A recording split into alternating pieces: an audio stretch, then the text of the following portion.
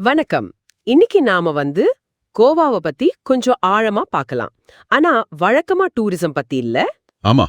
கோவால மெடிக்கல் படிக்கிறது அது எப்படி இருக்கும் அத பத்தி பேச போறோம். கரெக்ட். நம்ம கிட்ட இருக்கிற சில குறிப்புகள், கட்டுரைகள்லாம் வச்சு அங்க இருக்கிற கோவா மெடிக்கல் காலேஜ், அதாவது ஜிஎம்சி அட்மிஷன் எப்படி நடக்குது, ஸ்டூடெண்ட் லைஃப் எப்படி இருக்குன்னு விரிவா அலசலாம். கண்டிப்பா. இது கோவால மருத்துவம் படிக்கணும்னு நினைக்கிறவங்களுக்கு ரொம்ப யூஸ்ஃபுல்லா இருக்கும். சரி, அப்போ முதல்ல அந்த காலேஜ் பத்தி ஆரம்பிக்கலாமா? ம். ஜிஎன்சி. ஆரம்பிக்கலாம். இது பனாஜி பக்கத்துல பாம்பொலிம்ல இருக்கு. கோவாவுல இருக்கிற ஒரே ஒரு அரசு மருத்துவக் கல்லூரி இதுதான். ஒரே ஒண்ணுதானா? ஆமா. ரொம்ப பழமையானதும் கூட. 1842ல ஒரு மருத்துவ அறுவை சிகிச்சை பள்ளியா ஆரம்பிச்சிருக்காங்கன்னு சொல்றாங்க. இப்போ கோவா யூனிவர்சிட்டியோட அஃபிலியேட் ஆயிருக்கு. அப்போ ரொம்ப வருஷம் அனுபவம் இருக்கு. சரி, அங்க என்னென்ன கோர்ஸ்லாம் இருக்கு? எம்பிபிஎஸ் மட்டும்தானா? இல்ல. MBBS main course. இப்போ ரீசெண்டா சீட்ஸ் கூட ஏத்திருக்காங்க. 180ல இருந்து 200 ஆக்கியிருக்காங்க. ஓ, அப்படியா? எவ்ளோ சீட்ஸ் எக்ஸ்ட்ரா? ஸ்டேட் கோட்டாவுக்கு ஒரு 17 சீட்டும், ஆல் இந்தியா கோட்டாவுக்கு ஒரு 3 சீட்டும் அதிகமா இருக்கு. அது போக எம்டி, எம்எஸ் மாதிரி பிஜி கோர்சஸ், அப்புறம் physiotherapy, occupational therapy, optometry, medical imaging technology, anaesthesia டெக்னாலஜில பிஎஸ்சின்னு சில துணை மருத்துவ படிப்புகளும் இருக்கு. ஓகே. ஆனா இந்த எம்பிபிஎஸ் சீட் இன்க்ரீஸ் ஒரு நல்ல விஷயம். இதுல கவனிக்க வேண்டிய விஷயம்னு சொன்னீங்களே, அது என்ன? அது அந்த சர்வீஸ் பாண்ட். படிப்பு முடிச்சதும் கம்பல்சரியா 3 வருஷம் கோவா கவர்மெண்ட் ஹாஸ்பிட்டல்ஸ்ல வேலை பார்க்கணும். 3 வருஷமா? சப்போஸ் பண்ணலனா? பண்ணலன்னா ஃபைன் கட்டணும். அது சுமார் ஒரு 5 லட்சம் ரூபாய் வரைக்கும் வரும்னு சொல்றாங்க. ம். இது கொஞ்சம் யோசிக்க வேண்டிய விஷயம்தான். ஆமா. ஆனா அதே நேரம் இன்டர்ன்ஷிப்ல மாசம் ஒரு 20,000 ரூபாய் ஸ்டைப்பண்டும் கிடைக்கும். அப்புறம் அங்க ஒரு கவர்மெண்ட் டென்டல் காலேஜும் இருக்கு. Goa dental college. அதுல ஒரு 50 பிடிஎஸ் சீட்ஸும் இருக்கு. சரி, அந்த பாண்ட் ஒரு பக்கம் இருக்கட்டும். இப்ப இந்த அட்மிஷன் ப்ராசஸ் எப்படி? எதை பேஸ் பண்ணி எடுக்கறாங்க? முழுக்க முழுக்க நீட் யூஜி ஸ்கோர் தான். வேற எதுவும் இல்ல. நீட் மார்க்ஸ் தான் முக்கியம். அப்போ இந்த 200 எம்பிபிஎஸ் சீட்ல எப்படி பிரிப்பாங்க? State quota, all India quota? ஆமா. 85% சீட்ஸ், அதாவது 170 சீட் கோவா மாநில மாணவர்களுக்கு, மீதி 15% அதாவது 30 சீட் ஆல் இந்தியா கோட்டாவுக்கு போகும். அந்த 85% ஸ்டேட் கோட்டாக்கு எலிஜிபிலிட்டி என்ன? கோவாலயே படிச்சிருக்கணுமா? ஆமா. அதுக்கு கோவா டொமிசைல் சர்டிபிகேட் ரொம்ப முக்கியம். ஒன்னு, நீங்க குறைஞ்சது 10 வருஷம் கோவால வசிச்சிருக்கணும். இல்லன்னா? இல்லைன்னா உங்க அப்பா அம்மா இல்ல தாத்தா பாட்டி யாராவது கோவால பிறந்திருக்கணும். அப்படி இருந்தா நீங்க 5 வருஷம் கோவால வசிச்சு உங்க 12வது படிப்பையும் கோவாலயே முடிச்சிருந்தா போதும். ஓ, அப்போ கோவா பூர்வீகம் இல்லாதவங்க, தமிழ்நாட்டில இருந்து போறவங்க மாதிரி ஆட்கள் அந்த 15% ஆல் இந்தியா கோட்டால தான் ட்ரை பண்ண முடியும். கரெக்ட். மற்றபடி பேசிக் எலிஜிபிலிட்டி இந்திய குடிமகனா இருக்கணும், இல்லனா ஓசிஐ கார்டு ஹோல்டரா இருக்கணும், வயசு 17 முடிஞ்சிருக்கணும் டிசம்பர் 31க்குள்ள, +2ல பிசிக்ஸ், கெமிஸ்ட்ரி, பயாலஜி படிச்சு நீட் பாஸ் பண்ணியிருக்கணும், மெடிக்கலாவும் ஃபிட்டா இருக்கணும். சரி, கோவா ஸ்டூடெண்ட்ஸோட நீட் பெர்ஃபார்மன்ஸ் பத்தி எதுவும் டேட்டா இருக்கா? ஒரு ஐடியாக்கு. ஒரு சோர்ஸ்ல பார்த்தேன், 650க்கு மேல ஒரு 16 பேர், 600 650க்குள்ள ஒரு 64 பேர், 550 600 ரேஞ்சில் ஒரு 88 பேர் எடுத்ததா ஒரு குறிப்பு இருந்துச்சு. இது தோராயமான கணக்கு தான். அப்ப கட் ஆஃப் எப்படி இருக்கலாம்? ஏதாவது கணிப்புகள் இருக்கா? அதுல கொஞ்சம் முரண்பாடான தகவல்கள் இருக்கு. ஒரு சோர்ஸ் ஜெனரல் கேட்டகரிக்கு 645க்கு மேல தேவைப்படலாம்னு சொல்லுது.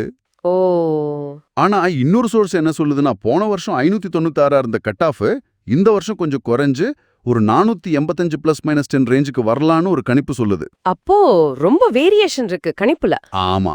இதெல்லாம் வெறும் கணிப்புகள் தான். அபிஷியல் நோட்டிபிகேஷன் வர்ற வரைக்கும் வெயிட் பண்ணி பார்க்கறது தான் நல்லது. அதை எல்லாரும் மனசுல வச்சுக்கணும். கரெக்ட். சரி, இப்போ நீட் முடிஞ்சு ரிசல்ட் எலிஜிபிலிட்டி இருக்குன்னு வச்சுக்கலாம். அடுத்த ஸ்டெப் கவுன்சிலிங் தானே? அது எப்படி நடக்கும்? அது கோவாவோட டெக்னிக்கல் எஜுகேஷன் டைரக்டரேட் டிடிஇ தான் நடத்துறாங்க. ஆன்லைன்ல ரெஜிஸ்டர் பண்ணணும். ஆன்லைன்லயா? ஆமா. ரெஜிஸ்டர் பண்ணிட்டு உங்க சாய்ஸ் ஃபில்லிங், அதாவது காலேஜ் கோர்ஸ், இதெல்லாம் ப்ரியாரிட்டி படி செலக்ட் பண்ணி லாக் பண்ணணும். அப்புறம் பல ரவுண்ட்ஸ் நடக்கும். ரவுண்ட் 1, ரவுண்ட் 2, அதுக்கப்புறம் வேகன்சி இருந்தா மாப் அப் ரவுண்ட், ஸ்ட்ரே வேகன்சின்னு இடங்கள் நிரப்பப்படும். இதுக்கு என்னென்ன டாக்குமெண்ட்ஸ்லாம் ரெடியா வச்சுக்கணும்?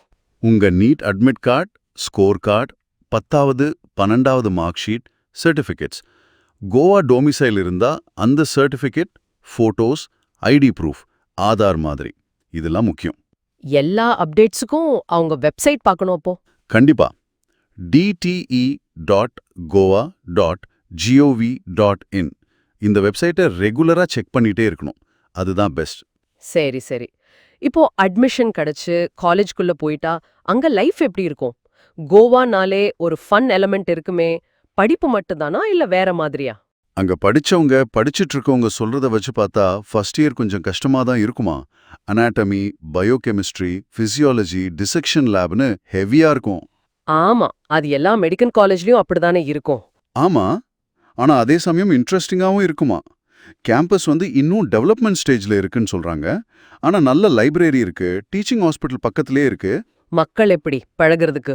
கோவா மக்கள் பொதுவா ஃப்ரெண்ட்லியா இருப்பாங்கன்னு ஒரு கருத்து இருக்கு. அதுவும் இல்லாம கேரளா, தமிழ்நாடு, டெல்லின்னு பல ஸ்டேட் ஸ்டூடெண்ட்ஸ் வரதால ஒரு நல்ல மிக்ஸ்ட் கல்ச்சர் இருக்கு.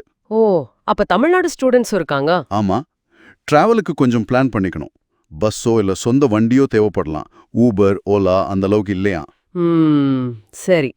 படிப்பு தவிர்த்து வேற என்ன ஆக்டிவிட்டீஸ்? ஸ்போர்ட்ஸ் இருக்கு, பிளெக்ஸஸ்னு கல்ச்சுரல் ஈவெண்ட்ஸ் வலுக்குது.